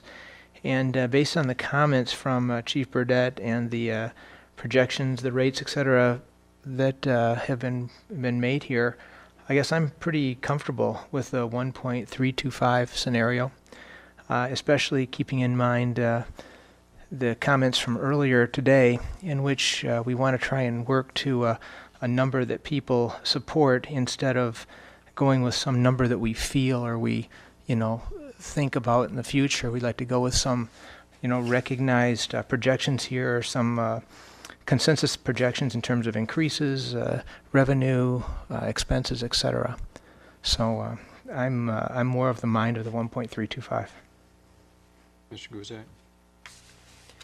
I think, I've seen the spreadsheets on the 1.5, and I know that it's too much excess there, but here again, I wanted to see the break even on this one before I commit to it. This is in the right direction, but I want to see if this is zeroed out for those 4 years, how much it actually builds up excess for.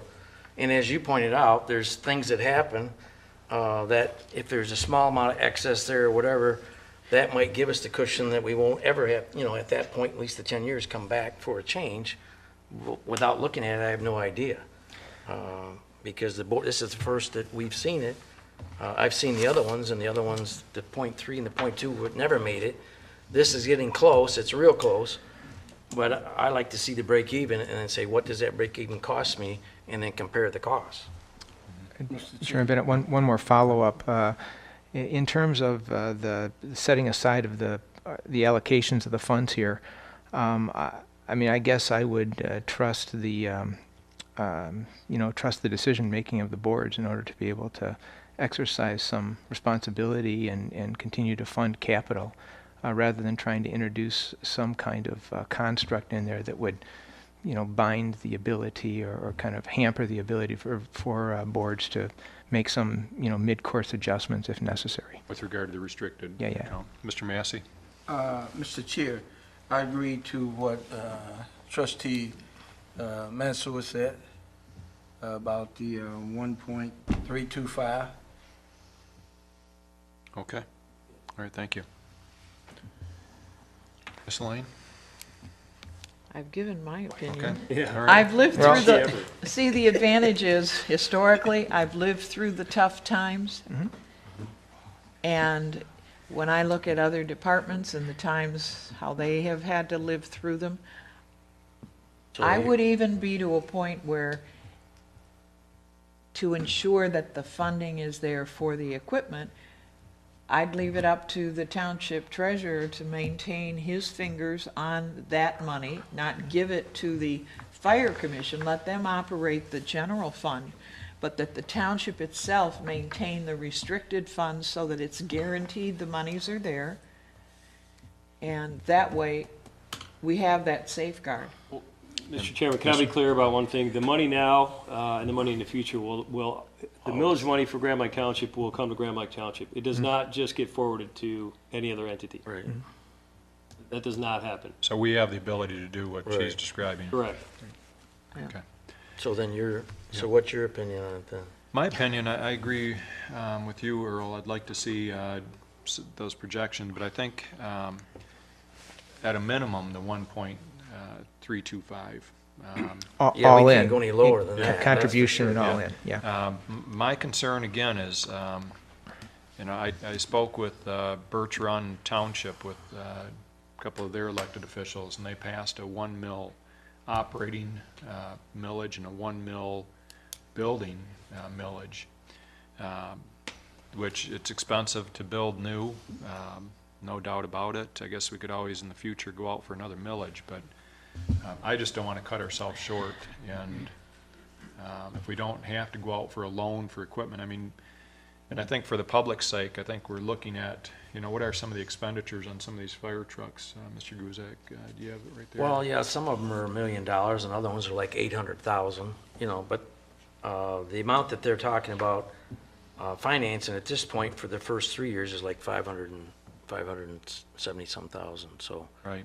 It's a work number, that's not that far out. So that's why if you look at the break even, you can kind of analyze a little bit more and then see if you want the extra buffer or not. But I think it sounds like we have a consensus that it's at least the 1.325. Yes. Right, it could be more, that's Yes. the problem, but for me anyway. Especially when you factor in, we have nothing in here for our buildings. We have buildings that were from the 1970s that, Right, I'm sorry, we were going off the assumption still that the city and the township would be Absolutely. funding their own buildings. If Right. we need to do building, they would Right. or buy that equipment.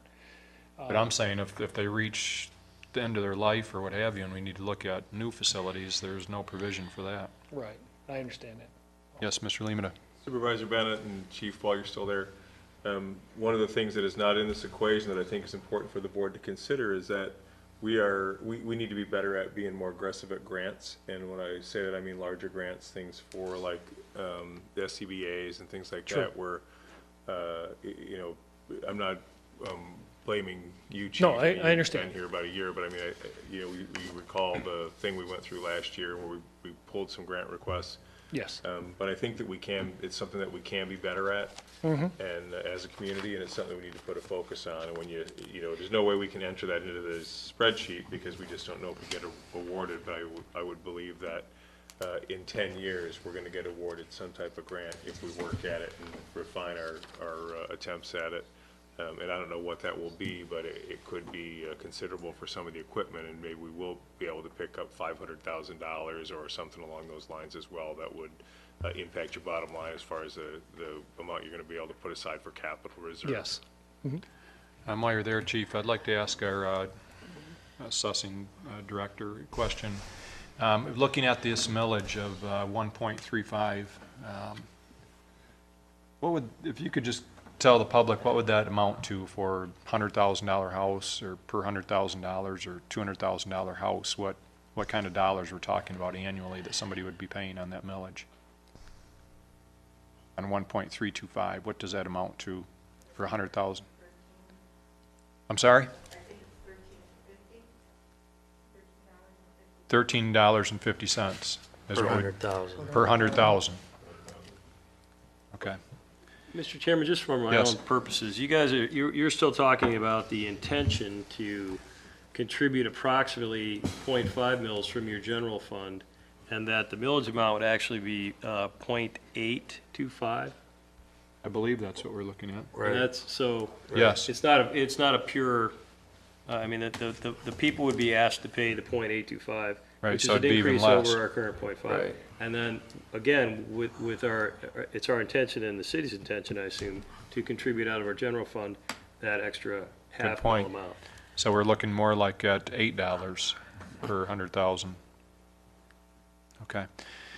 Chief, we know that the budget show that we're going to have 5 full-time. Any idea when we're going to hire another full-time person, or? Well, we were planning for the next budget year to have that position filled. The only reason why we didn't do it this year was because of the full-time staff. Right.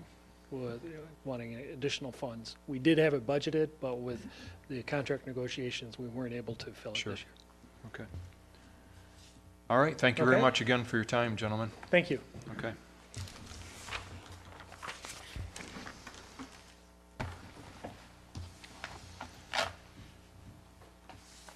Okay, we've covered a few of these items, the truth and taxation, the resolution with regard to closure Chair. of Pollock Road. Yes. Did we get a consensus on the 1.325? Yes. we did. Okay. The consensus was that it needs to be that or possibly more Higher. needed. That's the Does minimum. that satisfy the superintendent's question? Yep, that'll work. Oh, I'm sorry. I just want to make sure I'm on the Yeah. right thing here. Okay. Next item is the board will consider a resolution to approve the amendment to the 2017 General Fund Appropriations Act. We covered it pretty extensively on Tuesday evenings and highlighted the changes. Primarily what you're seeing is that the planning budget, the original budget, is being removed $34,029. The exact same amount will be recommended to be added to the legislative board budget. Finance account is really a budget transfer between accounts, staying in the same cost center. And so that while we're making some changes, it's not impacting their overall cost center budget. $508,000 for amendment to be recommended into the public services budget in the general fund, and that is for the bond payment that we're going to have for the Concord Green repaving project. And then, as we spoke earlier this evening, $1 million for moving from the general fund budget to appropriations, and that is to be earmarked for the direct payment on post-employment retiree health care benefits. So the net effect is that our general fund revenue budget, with that $1,508,000 coming in there, goes from $14,491,309.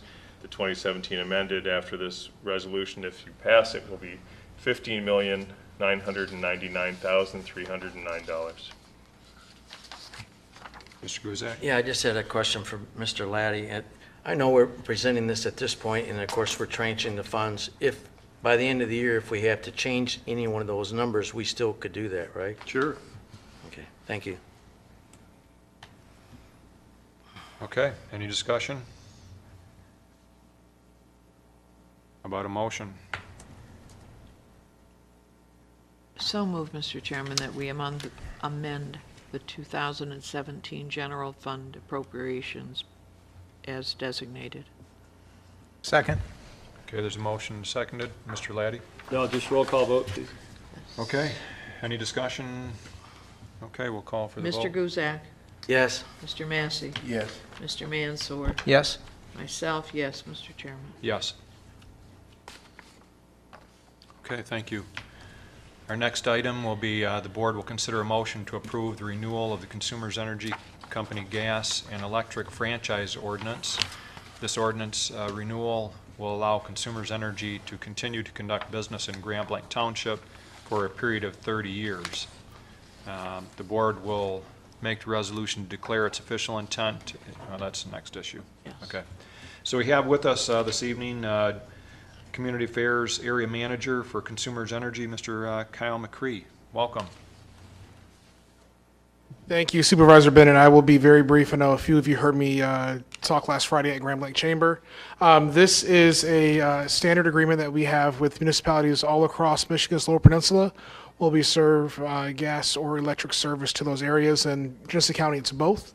And this is a 30-year agreement for us to continue serving here in the Grand Blanc Township area. We've been in Michigan for 130 years. We hope to be in Michigan for at least another 130 years. I will say, though, that I hope to not be here in 30 years when we're renewing this franchise again, unless some of the projections we have are significantly wrong and I'm still with the company in 30 years. Maybe 20, but 30 probably I will be on a beach part of the time. I do want to mention, just based on the previous conversation, I looked the number up actually before I came.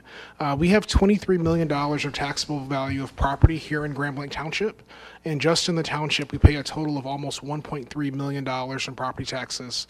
As was mentioned, that goes to a variety of taxing units, but that is the total. And here in Genesee County, we have 500, just over 500 employees who live or work in Genesee County. And I know at least one of them lives in Grand Blanc Township because I live about 2 miles from here in the township. So if you have any questions, be happy to answer them. Look forward to working with the clerk on this process. It is a little bit lengthier process than probably a lot of agreements that you may deal with. It's a regular ordinance, so there's this reading, and we'll be back next month for the second reading and hopefully passage. And we have to notify the public and all those sorts of things. So, Yeah, just a question for you, Mr. McCree. There's a planned, what would you call it? You're putting in new gas lines through Saginaw and Genesee County. When do you project that? I'm not sure if it's coming. I guess it is coming through part of Grand Blanc. it will, yes.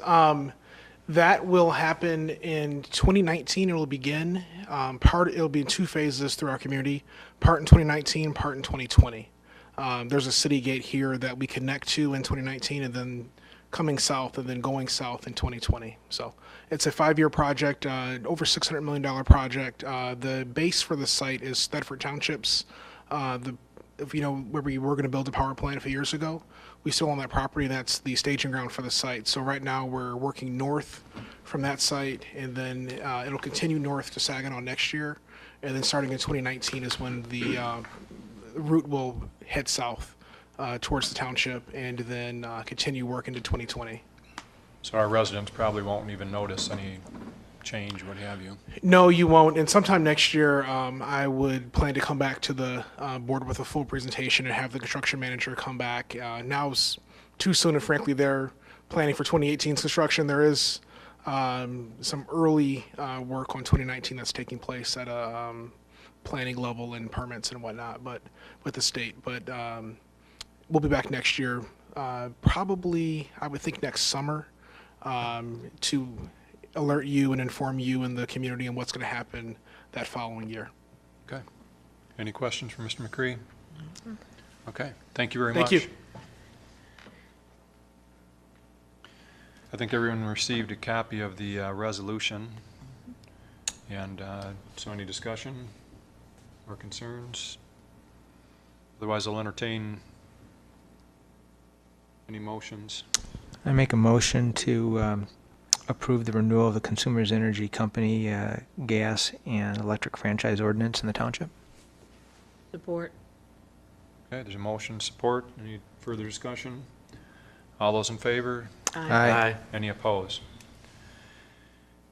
Okay, next item under operational issues, the board will make a resolution to declare its official intent to issue bonds to finance the cost of Concord Green Street paving project, and that it reasonably expects to reimburse the township's advances to the project as anticipated by this resolution. This resolution and the expression of intent to seek reimbursement from future proceeds of the bond is intended to satisfy the requirements of Section 1.150-2 of the Treasury regulations on income tax, the reimbursement regulations. And the township intends by this resolution to qualify amounts advanced by the township to the project for reimbursement from funds of the bonds in accordance with the requirements of the reimbursement regulations. Any questions or discussion? Well, then, is anyone willing to entertain a motion? I'll make a motion. And basically what it is we've funded half of the project already. It's just allowing us that once the bond's in place and it's out there, that the funds can come back to us and repay us because we've already paid it. That's basically what this resolution does. Okay, there's a motion. Support. Any further discussion? Mr. Mr. Massey? Chair, why are we doing this for the Concord Green Street? Mr. Laddie, could you explain? Well, because the road's almost finished, and we have not, and we've made one installment per contractual requirement from required by the Road Commission, and we anticipate our financing probably, Mr. Guzek, would you say we're probably going to get this locked down maybe in October? Right, and the final payment's going to be possibly in September 15th, but we're trying to wait for the final bill so we can go out for bonds with the final payment, with the final amount. So we find it beneficial, and because we have the luxury of doing this, we're able to front the payments to the Road Commission for the project, and that way we're able to be more clear on what the actual expenses are going to be. And as you have seen with this project, we've had some increases that were not initially anticipated. And so this allows us, this payback resolution allows us to front the money and then pay ourselves back when the financing comes in. And it's not just, it isn't just, we've done this in the past for other subdivisions too, and we'll probably do it in the future. It's not just for Concord Green. Thank you, Attorney. So there's a motion seconded? Yes. Any further discussion? Okay, it's a resolution, so we're going to need a roll call vote. Mr. Guzak. Yes. Mr. Mansour. Yes. Mr. Massey. Yes. Myself, yes. Mr. Yes. Bennett. Yes. Thank you.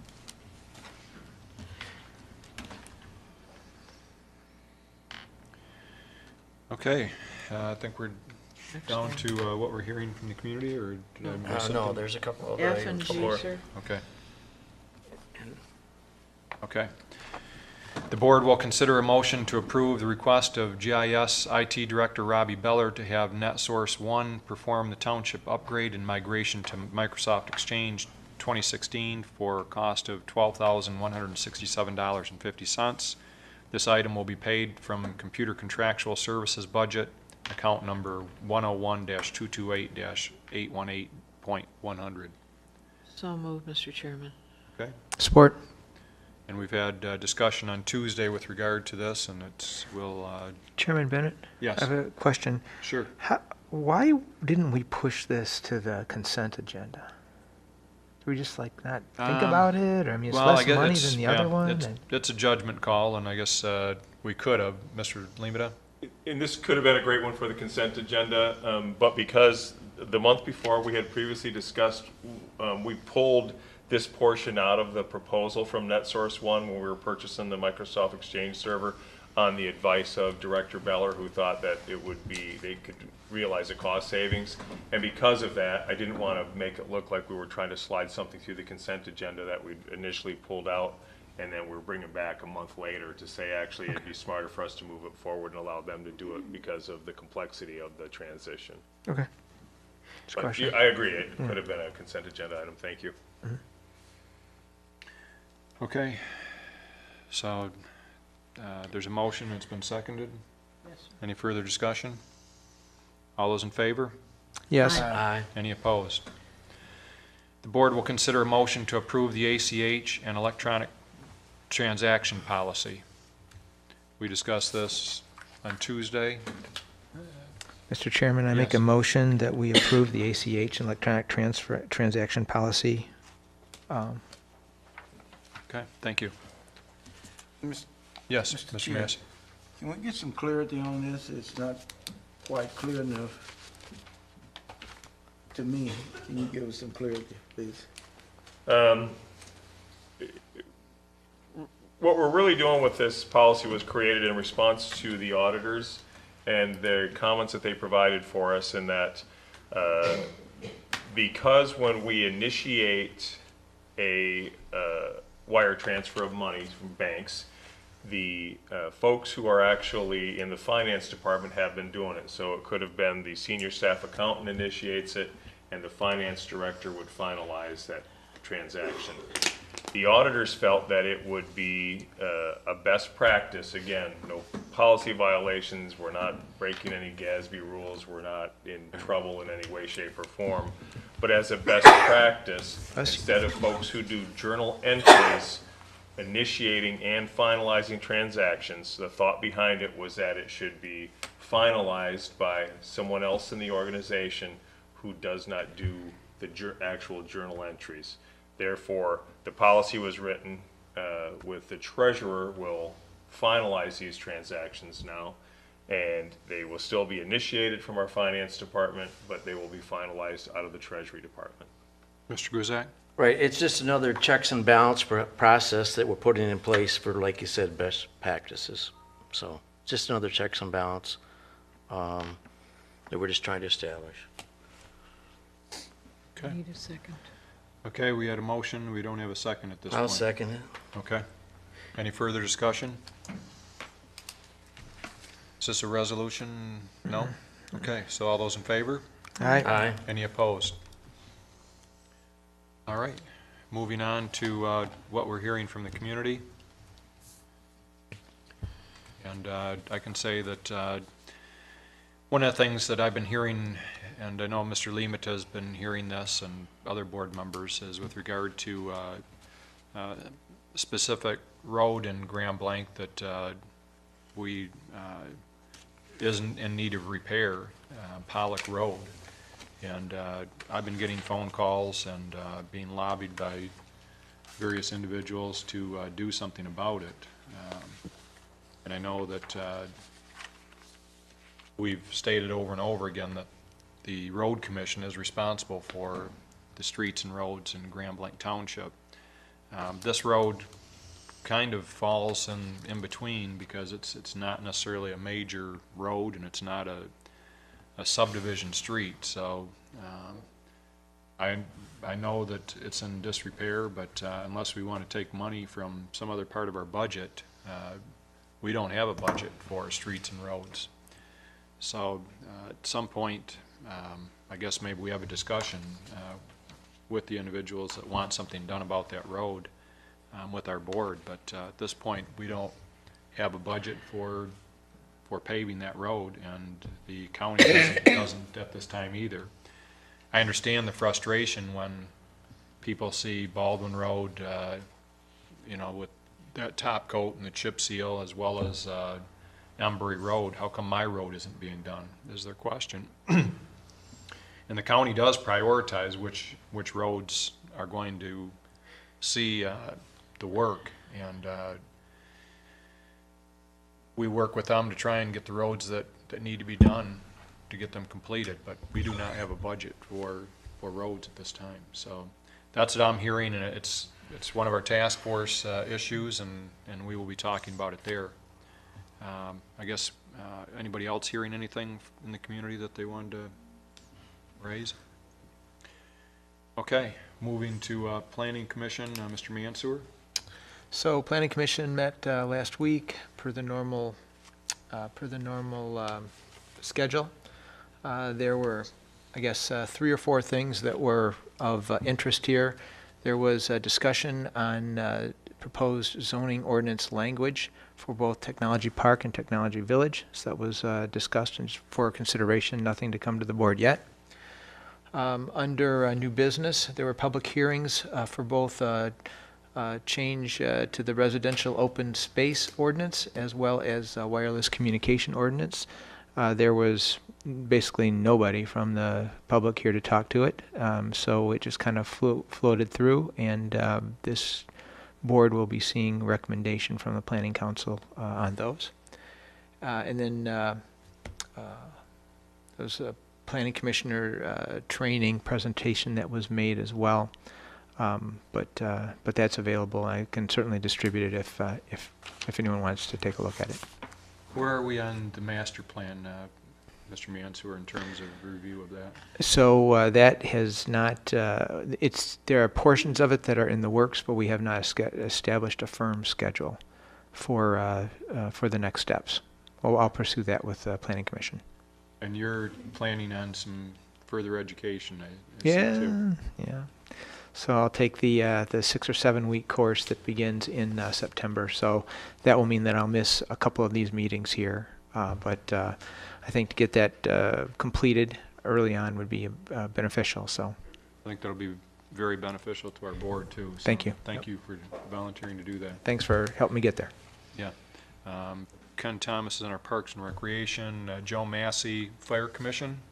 Yes, the discussion earlier that we had with the fire chief and the CPA person, the important information has been discussed. Okay. Police Committee, Clark Kent and I serve on that. I have no update at this time other than that we had the National Night Out that the police chief and his staff spearheaded, and fire department was involved in it as well. And in fact, I think our DPW and several other, our staff here participated in that, and hats off for putting that together because it was a phenomenal event. I think more of those community building events, the better. Miss Lane was even in the dunk tank. I was just going to say, I have a wimpy board of everybody up here on this dais. I was the only one that went through the dunk tank. I was busy making snow cones. They said you were going to be in the dunk tank, so you found I saw an it was excuse. occupied, so. But I am looking for 4 votes next year for Mr. Limita to be in the duck tank. He's refused 2 years in a row. So wimps, Yeah. you know who they are. Mr. Guzak, did you have any report? No, I don't. Okay. Miss Lane, was that your report, or? No, that was under police and fire. We still do not have our new machines. We're without voting machines, so. When are we anticipating them? When they get here. Okay. But I want to thank the DPW for painting the room so that for the next 10 years, we have a different color. I am hoping that the request for a November election for one item does not get approved by the County Board of Commissioners, because we need, with new machines, more time to train our election workers, and I am not happy with just having one item on the agenda at this particular time. That's why the county clerks all decided to do it this year when we didn't have any elections, and we already had one for 911. So.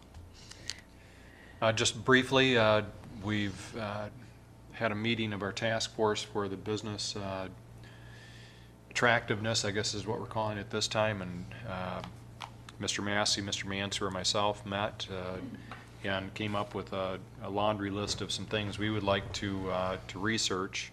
One of the things is a spreadsheet that would look at all the variables that determine that developers that would want to build in our community, whether it's a restaurant or any type of business that they factor in, whether it's water rates, tap-in fees, fees to the county, what have you, and compare those to other municipalities, not only in our county, but outside of our county. Secondly, we want to look at how we can help shepherd businesses through some of the county and state regulations or hurdles that may slow them down and make Grand Blanc a premier place that they want to come to, because we do facilitate that. And I think Mr. Limita does that now with developers that come in, and we try to help move them through that process. But I think we're going to also, we've planned a date that we will be announcing shortly, that we're going to invite various developers to meet with our task force, potential developers to meet with us and talk about what hurdles they see that maybe they've encountered in the past or that they see in the future.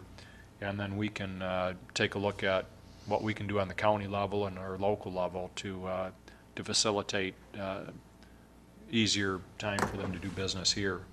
So Mr. Limatai have been part of a group that's met with the Grand Blanc Chamber, the Genesee County Chamber, the City of Grand Blanc, and representing our township to talk about what we can do as a group to bring business to our community and what we can do to streamline the process as well. One of the things that we're looking at focusing on is how do we market our township. We have potential business coming here, or actually we have a business that's coming here that we'll be announcing soon, but they're interested in knowing why do people want show us what Grand Blanc has to offer. And so we're working to try and develop some materials that we can give to potential developers or have access on our website for people, not so much about our services, but what does Grand Blanc offer in terms of community and why you want to do business here. And so we have plenty on our plate to do that. We know that we're in competition not with other communities in Genesee County, but throughout the state. We have, we hear of huge developments coming to our state, and we'd love to be on that list of potential sites for those businesses. So I think we've got a great start and look forward to making some progress. So with that, we'll go to management reports, and I see Mr. Laddie's on first. So I am, but I don't have anything to add, so we'll get right to Mr. Lehman. Okay. Thank you. Still busy working on the fiscal year 2018 budget. It's coming just like it should. I appreciate the fact that you guys did pass the resolution on setting the millage rates so that I know how much money we have to work with as we start to propose the budget. It is still on track. Tomorrow is the date that all department heads have to have the budget turned back into myself or Finance Director Kathy Zostak. So we are on track. We will have it in the board's hands by September 1st of this year. We have also made some operational moves, so if you're looking for some of our personnel, they may be in a different area. It really came about from we're really stuck with storage, and a lot of that has to do with the building department.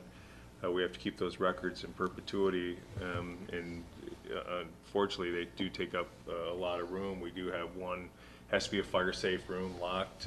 They are on rolling files like medical office files. But we're just completely out of space, so we had to do some operational moves and move some folks around so that we could combine some storage spaces to get some room. We know that it's short-lived because as we continue to move forward with the document storage thing where we're going to control everything electronically, it will help us out a great deal, and we'll be able to free up the space again. So we didn't want to invest. Those rolling files were about $45,000 investment. Rather than do that, we moved some folks around and opened up a storage area so that knowing that it's going to be short time, sometime next year, we hope that we're completely rolled out with the electronic document storage, and it will lessen the need for permanent storage, or we won't have to have access to it when everybody can just pull it from their workstation. So thanks to GIS coordinator Matt Kimmer for assisting in that. I owe him lunch. That was the bet, the first one who came up with it. Also Matt Kimmer's working on that GIS storyboard, and that's part of what Supervisor Bennett was talking about, to where we can use this as a tool. We hope to be able to build the whole thing, and then we'll put it right on a thumb drive. We'll be able to hand them out to people who are interested in a Grand Blanc area, whether it be a developer or an employer who's trying to recruit employees to come into the Grand Blanc area. It will include things like our Parks and Rec department, our recreational opportunities, including the health clubs at Genesis and whatnot, the health care that we have available, the different housing options in neighborhoods that are available to folks. We'll have some of the business opportunities. We'll recognize some of the retail outlets, Heritage Park, things like that, but also the proximity that we have to the third busiest airport in the state of Michigan. The expanded highways, the freeways that we've got north, south, east, west. We really are at a great crossroads. We're building this thing with a GIS mapping capability, so you can click on it on our schools and you can bring up their video and you can look at all the schools, how they're rated, We can click on the library, so we can show folks that we have that. We can click on all arts and culture. So we really want to build this thing and make it a tool that can be updated and again stored on a thumb drive that we can actually hand out to people. We'll also have it on our website, so when folks come, they can click on it and get more information. We're trying to build it so that if you think that the ultimate goal in mind is that if somebody is just like, what about, what is it about Grand Blanc Township, or what if I have to recruit employees, or I'm interested in knowing more about your area so I can locate my business there, we want it to be kind of a one-stop shop so that it has value to everyone. So we're working on that. One of the things that comes out of that, though, is like we really need to develop, when Scott talks about branding us and marketing ourselves, what's our slogan? What are we? And so that's really a good one for all of you to think about is who are we here in Grand Blanc Township and what do we want to be known for? Because as you develop those branding and those marketing materials that we're working on, we've got to have some kind of a tagline or something that makes it easy. And we floated out several, like we're not your father's Buick Open anymore. But we need something a little more impactful than that. And I kid when I say that because when I first moved here 2 years ago, I kept hearing, well, we used to have the Buick Open. And I think that's fantastic that we used to have the Buick Open. But that's not that big of a draw for attracting new development or new investment here. So I challenge everybody that hears this, if you got a great slogan, I'll also buy you lunch, and I'll bring you at the same time I bring Matt Kimmer to pay him back for the coming up with our operational moves. And finally, the National Night Out was a great event, and I really appreciate the hard work that went into it from a variety of people, certainly the police department and then DPW and some folks from operations. Hats off to Clerk Lane, because I was only kidding when I told her that everybody else had signed up for the dunk tank. I appreciate that can-do attitude. She was in there for about 20 minutes or half an hour, and she got dunked several times, I can assure you. But it was a great event, and it made me think more about events. And if there's somebody in the community who wants to do events, if it's something else, like it'll bring a gathering like that. I don't care if it's concerts out at Creasy Park or it's movie night or something. Get a hold of us and talk to us about what your passion might be and see if we can't make that happen. If we can get a committed group of individuals together who are willing to kind of help us organize more events and fun events like that, like the city has been doing. Hats off to Wendy. She's been doing a fantastic job with the concert in the park, the Thursday night music, the food trucks.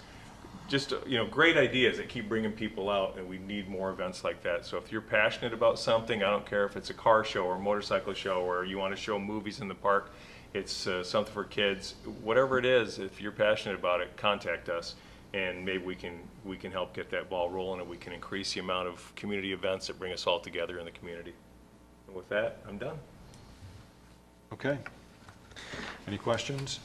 Mr. Chairman, I motion to adjourn the meeting. Support. All in favor? Aye. Any opposed? Thank you very much, everyone.